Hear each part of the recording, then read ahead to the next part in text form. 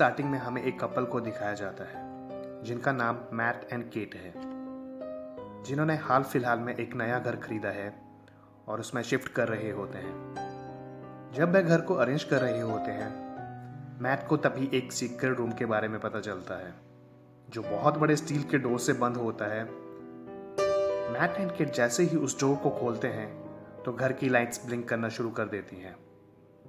उसके बाद mat power company में कॉल करके एक इलेक्ट्रिशियन को बुलाता है। इलेक्ट्रिशियन जब पावर रूम में जाकर चेक करता है तो वह देखते हैं वहां पर बहुत सारी मोटी मोटी केबल्स हैं। तो वो मैट से कहता है ये इलेक्ट्रिक सर्किट बहुत ही पुराना है।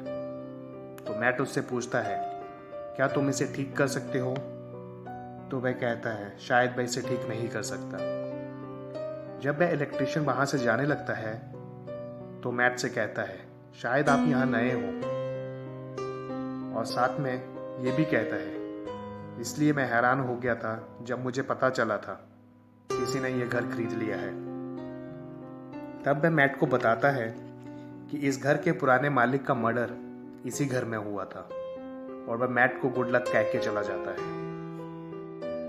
उसके बाद मैट को कंप्यूटर पर उस मर्डर के बारे में सर्च करते हुए दिखाया जाता है और उसे यह भी पता चलता है कि कातिल की पहचान अभी तक नहीं हुई है। तभी उसे एक आदमी जिसका नाम जॉन डू है और उस कत्ल का सस्पेक्ट है उसके बारे में पता चलता है, और वह एक साइकेट्रिक हॉस्पिटल में है। अगले सीन में मैट सीक्रेट रूम में बैठकर ड्रिंक कर रहा होता है और उसकी बोतल खत्म हो जाती है। तभी वह अपने आप से कहता है काश एक और बोतल मिल जाती। तभी उस सीक्रेट रूम की लाइट्स ब्लिंक करती हैं और उसके सामने एक बोतल रखी होती है। यह देखकर वह डर जाता है। अगली सुबह जब केट उस रूम में मैट को ढूंढती हुई जाती है तो वह वहां पर बहुत सारी महंगी पेंटिंग्स और बहुत सारी चीजें देखकर मैट से पूछती है ये सब कहां से आया? तो मैट उसे कहता है तुम्हें क्या चाहिए? तो वह कहती है उसे $10 लाख चाहिए। ऐसा कहते ही रूम की लाइट्स फिर से ब्लिंक करती हैं और उनके सामने $10 लाख आ जाते हैं। उसके बाद हम देखते हैं वो दोनों अगले कुछ दिनों तक अपनी हर विश को उस रूम के जरिए पूरा कर रहे होते हैं। उसके कुछ दिनों बाद हम देखते हैं केट जो कि अब डिप्रेशन में जा रही है क्योंकि उसे लगता है ये जो कुछ भी हो रहा है उसकी कोई वैल्यू नहीं है। तभी मैट उससे कहता है हम बच्चे के लिए ट्राई कर सकते हैं। इस बात पर वह गुस्सा हो जाती है और मैट से कहती है तुम भूल गए इससे पहले मेरा 2 बार मिसकैरेज हो चुका है और मैं दोबारा से उस दर्द को नहीं झेलना चाहती, और वहां से चली जाती है। नेक्स्ट सीन में मैट जब केट के रूम में जाता है तो वह देखता है केट एक बच्चे के साथ खेल रही होती है। उसने उस रूम से विश मांग के लिया होता है। यह देखकर मैट उस पर गुस्सा हो जाता है और उसे कहता है तुम्हें यह बच्चा उस रूम को लौटाना होगा। उसके बाद ये दोनों बच्चे को लेकर उस रूम में जाते हैं, लेकिन उस बच्चे को देखकर ये दोनों बच्चे को वापस करने की विश नहीं कर पाते और बच्चे को मजबूरी में अपने पास रख लेते हैं। नेक्स्ट सीन में केट बच्चे को पाकर बहुत खुश होती है और उसका नाम शेन रखती है, लेकिन मैट के माइंड में उस बच्चे और रूम को लेकर कई सारे सवाल होते हैं। उसके बाद मैट कुछ पैसे लेकर हॉस्पिटल जाता है जॉन डू से मिलने। जब वह जॉन डू से बात कर रहा होता है वह मैट के सवालों का सही जवाब नहीं देता, और जॉन मैट को सिर्फ एक बात कहता है कि वह जितनी जल्दी हो सके उस घर को छोड़कर चला जाए, अदरवाइज उसे इसकी बहुत बड़ी कीमत चुकानी होगी। उसके बाद मैट गुस्सा होकर वहां से चला जाता है। जब वापस घर जा रहा होता है एक जगह रुककर वह अपनी गाड़ी में पेट्रोल डलवाता है, और जैसे ही वह अपनी पॉकेट में से पैसे निकालकर देने लगता है तब वह देखता है जो पैसे उसने रूम से विश में मांगे थे और अपनी पॉकेट में डाले थे वे सारे के सारे राख बन गए होते हैं। ये देखकर वह घबरा जाता है और जल्दी से घर आ जाता है। फिर अपने रूम में जाकर विश में मांगे हुए पैसे आता है और विंडो से बाहर फेंकता है, और वह देखता है सारे के सारे पैसे राख में बदल गए। उसके बाद मैट घर की दीवारों को तोड़कर देखने लगता है। तब वह देखता है कि दीवारों के अंदर बहुत बड़ी बड़ी तारें हैं। नेक्स्ट सीन में केट शेन को लेकर घर से बाहर जा रही होती है, लेकिन मैट उसे ऐसा करने से मना करता है, पर वह मैट की बात नहीं सुनती और घर से बाहर चली जाती है। जैसे ही वह घर से बाहर जाती है, शेन बहुत तेजी से बड़ा होने लगता है। ये देखकर वह चिल्लाने लगती है। केट के चिल्लाने से मैट को बुरा लगता है और वह भागता हुआ बाहर जाता है और शेन को उठाकर जल्दी से अंदर ले आता है। उसके बाद वह केट को बताता है, ये रूम एक बड़े से HD प्रिंटर की तरह है। तुम जो भी विश करोगे वह मिलेगा, लेकिन एक शर्त, वो चीज़ घर के अंदर ही रहनी चाहिए। अगर कोई चीज़ घर से बाहर गई तो उसकी उम्र बहुत तेजी से बढ़ेगी और वह राख में तब्दील हो जाएगी। ये सुनकर केट दुखी हो जाती है। उसके बाद शेन के पास जाती है और कहती है कि वह घर से बाहर नहीं जाएगा। घर के बाहर बहुत सारे जर्म्स हैं और वह जर्म्स उसे मार भी सकते हैं। शेन के प्रति केट का इतना लगाव देखकर मैट शेन से नाराज हो जाता है और कभी उससे अच्छे से बात नहीं करता। ऐसे ही कुछ दिन बीत जाते हैं। फिर एक दिन शेन उस रूम में जाकर खेल रहा होता है और उसे उस रूम के मैजिक पावर के बारे में पता चल जाता है कि इस रूम से हर विश पूरी हो सकती है। ये देखकर मैट उस पर गुस्सा करता है और उसे दोबारा उस रूम में न जाने के लिए कहता है।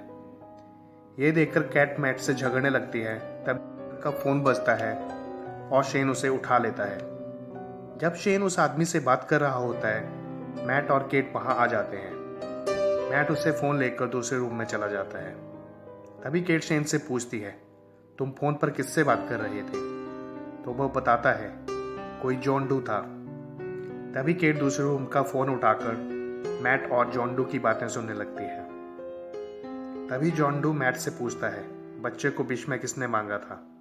तो मैट कहता है, मेरी वाइफ ने।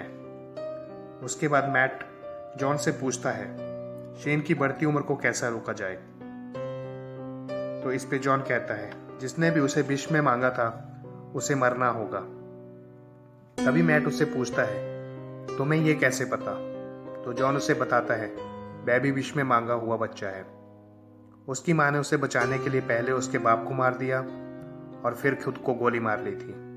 उधर केट उन दोनों की सारी बातें सुन लेती है और घर से गाड़ी लेकर शेन के लिए खुद को मारने चली जाती है, लेकिन वह ऐसा नहीं कर पाती और घर वापस आ जाती है। जब वह घर वापस आ जाती है तो मैट उसे समझाता है और अब दोनों के बीच सब ठीक हो जाता है। लेकिन शेन ये सब देख रहा होता है और दोनों के नज़दीक आने से खुश नहीं होता। अगली सुबह शेन डोर ओपन करके घर से बाहर चला जाता है। उन्होंने की साउंड मैट और केट भी सुन लेते हैं और एकदम से नीचे जाते हैं। तो वह देखते हैं शेन स्विंग पे बैठा होता है और काफ़ी बड़ा हो चुका है। मैट जैसे ही उसके पास जाने लगता है, शेन गन निकालकर उसे वहीं रुकने को कहता है। ये देखकर केट शेन को समझाने लगती है और उसके पास जाती है। तभी शेन से गन छीनने के लिए मैट उसकी तरफ झपटता है, लेकिन गलती से केट से टकरा जाता है और केट पास में रखे हुए पियानो से टकराकर बेहोश होकर गिर जाती है। जब उसे होश आता है तो वह मैट को अपने सामने देखती है और पूछती है, शेन कहाँ है?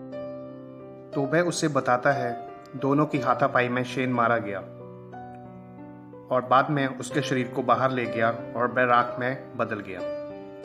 लेकिन थोड़ी देर बाद केट को एहसास हो जाता है कि यह शेन है और उसके बाद वह वहां से भागने की कोशिश करती है, लेकिन शेन उसे पकड़ लेता है और जबरदस्ती उसका रेप कर देता है। और दूसरी तरफ हम मैट को देखते हैं, उसे भी अब होश आ चुका है, लेकिन शेन ने उसे विश रूम में लॉक कर दिया होता है और मैट दीवार तोड़कर वहां से बाहर जाता है। रूम के अंदर शेन ने सेम बाहर जैसी दुनिया विश में मांगी होती है। उसके बाद मैट तुरंत विश में मांगे हुए घर की दीवार तोड़कर अंदर जाता है और शेन से लड़कर वहां से केट के साथ बाहर आ जाता है। पर शेन भी उन दोनों के पीछे पीछे भाग रहा होता है। तभी वह फिर से मैट को मारने की कोशिश करता है। जैसे ही वह मैट पर हमला करने के लिए भागता है, मैट एकदम से डोर ओपन करके बाहर चला जाता है और उसे भी अपने साथ बाहर खींच लेता है। और तभी कैट एकदम से डोर बंद कर देती है। शेन अपने आप को बचाने की कोशिश करता है, लेकिन कैट डोर ओपन नहीं करती और उसकी उम्र तेजी से बढ़ने लगती है और वह राख में बदल जाता है। उसके बाद ये दोनों वह घर छोड़ देते हैं और एक मोटल में रहने लगते हैं। तभी केट को पता लगता है कि वह प्रेग्नेंट है और उसे पता चल जाता है कि ये शेन का बच्चा है और तभी फिर से रूम की लाइट्स ब्लिंक करने लगती हैं। इसी के साथ मूवी ख़त्म हो जाती है। अगर आपको ये मूवी की एक्सप्लेनेशन अच्छी लगी हो तो कमेंट में बताएं और चैनल को जरूर सब्सक्राइब करें। Thank you.